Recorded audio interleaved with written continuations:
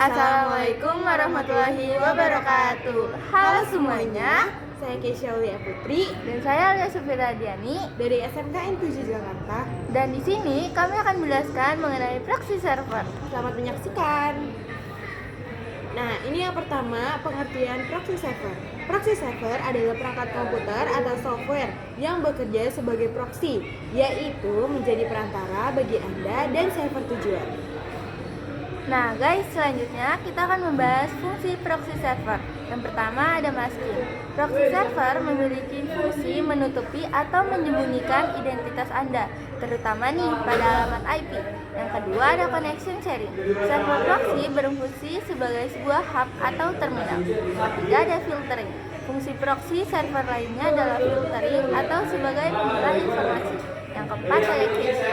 Artinya, data sementara dari aktivitas internet akan disimpan di server. Selanjutnya ada prinsip dari proxy server. Ada dua, yaitu yang pertama, perantara antara pengguna dan internet. Ketika Anda ingin mengunjungi sebuah situs web, permintaan Anda akan melewati proxy server terlebih dahulu. Proxy kemudian mengambil data dari situs web tersebut dan mengirimkannya kembali ke Anda.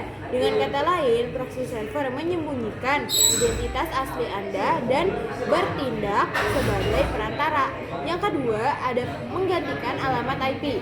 Proxy menggantikan alamat IP Anda dengan alamat IP dari proxy server sehingga ketika website melihat permintaan dari proxy, mereka melihat alamat IP proxy, bukan alamat IP Anda. Nah, kita harus mengetahui nih cara kerja proxy server. Yang pertama ada request dari klien. Yang kedua ada forward request ke server. Yang ketiga ada respon dari server. Yang keempat ada forward respon ke klien. Selanjutnya ada pengertian dari Squid. Squid adalah perangkat lunak open source yang berfungsi sebagai proxy server dan cache. Squid dirancang untuk menyimpan salinan konten web serta mengelola akses ke situs web. Nah, kita akan membahas access control. Penjelasannya seperti ini. Access control proxy server adalah sistem yang dapat digunakan untuk mengontrol akses ke situs web tertentu. Selanjutnya ada traffic filtering.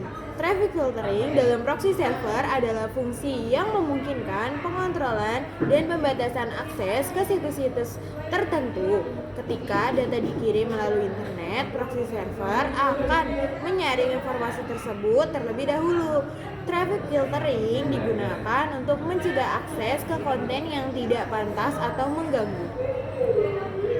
Nah, yang selanjutnya ada cache control.